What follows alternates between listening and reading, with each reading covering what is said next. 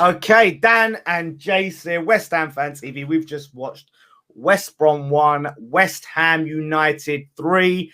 We were with Yes. Mate, how you feeling after that? Got it over the line. I am so happy. Come on, you Irons. We've done it. We've got what we fully deserved this season. The pressure was building up, and I can imagine in every West Ham fan's home at half-time, things are getting pretty hot, I imagine. Things are flying around. A lot of F and W words were coming out. But we got there over the line, mate. I mean, we deserved it. It's going to be the highest finish or close to, I believe, since 98-99 to Harry Redknapp, 5th position. And we're above Spurs. And, yeah, a lot of things happened in the game. Fabianski obviously didn't start. We were nervous about Randolph. He had a very good game, to be fair. He was not really at fault for the first goal. It looked like Souček's sort of own goal. So really, from that touch, he can't really do anything. And he made a world-class save shortly after that, really. But things that I was thinking about was obviously next season we need to address, Dan, is we need to get a focal point up front as a proper striker. Antonio's not really been in the area last couple of games. Lingard's not been there either. And Ben Rama was trying so hard to open things up, set things up, but no one's really getting on the end of it. So luckily, Lingard and Antonio, right at the end, after 88 minutes, did something that they should have done a few more times during the game and during the last 3-4 games. So typical West Ham way, we always make it a little bit harder for ourselves and uncomfortable. And you know, Dan, at half-time, looking at the league table, there were 3 clubs on the same points. I think Arsenal were 2 behind us, and we were locked with Everton and Tottenham, and we were not looking forward to the weekend. But we've done it. It's been fully deserved. Well done to the manager and everyone connected with the club. It's been difficult in lockdown. You guys have done a great job as a channel as well. It's been difficult, for everyone. You kept everyone sort of interested, alive, and keep our mind ticking. And, a lot of stress going on out there in the world and depression. But we got there, mate, and hopefully we'll be back in the ground for next season together and catch up with all the drinks. But I'm over the moon, Dan. It's like a pressure release, mate.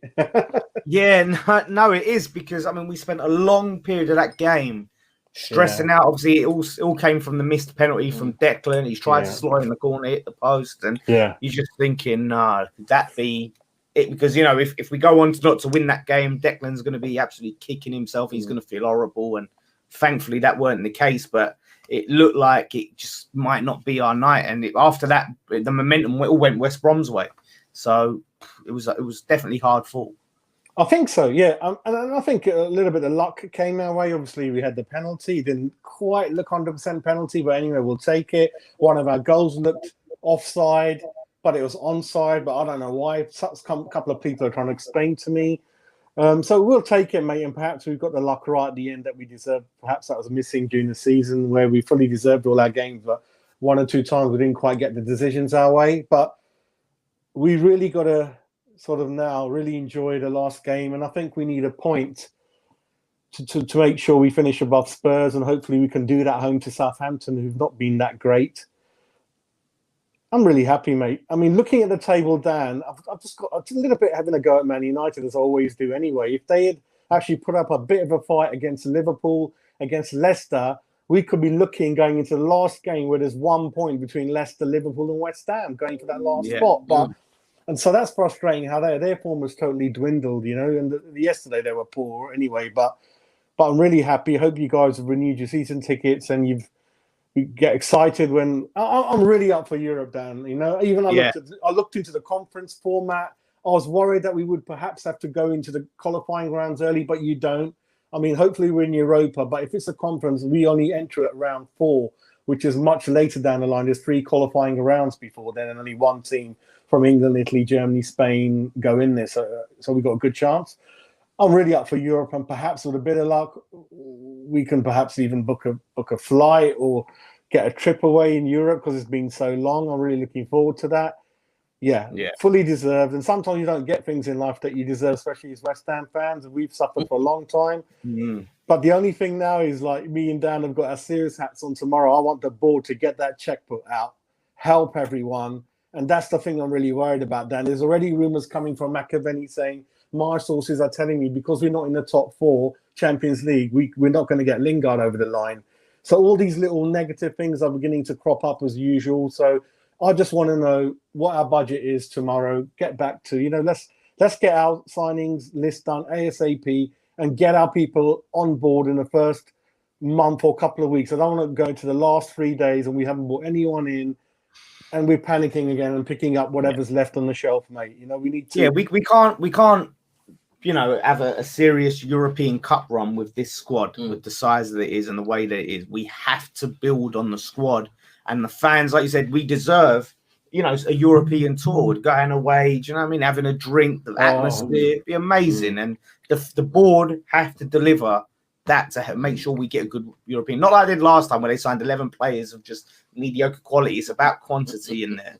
Signing any name. So you're right, mate. The transfer window is huge this summer for us. Yeah. And I don't want Antonio sort of leading the line next season. It's a little bit unfair on him, I believe. I don't think he's the right fit. If you're really going to be top six again, he needs help around him. Benrahma done really well. A little bit upset with the substitution, but that's one of those things. I believe Fornells was doing okay, but we needed to score goals at that point and create. And I think I love Bowen all day long. I wanted him to come on alongside Benrahma and create something. But next season is going to be great. I mean, European nights, you talk to fans, Dan, old time, and they say, oh, Jazz, that night in 76 European Cup Winners' Cup, 81, that's the best night we ever saw at Upton Park. So we want to get some of those European nights and just experience what it's like and travel and make our name in Europe. That's the only way we can attract players. They'll know who we are then. You've got to be in Europe year in, year out. And with Leicester and us, we're going to be competing for similar standard of players, so we need to make sure we're in there with them and competing, really. So over the moon. But like you said, as a good club, we can enjoy today, but tomorrow I want the planning for next season with the chairman starting straight away, so we know what the money is, what we're going to do. No diddling and daddling around, and let's act like a slick professional club, and let's get things done, isn't it? Not like the old days, hopefully. But I've got my doubts, mate. But I'm just trying to be positive. Yeah. Absolutely, mate. Well, thanks for coming on. I'm finally glad we could skip West Ham Jason. Yes, West Ham. The same video.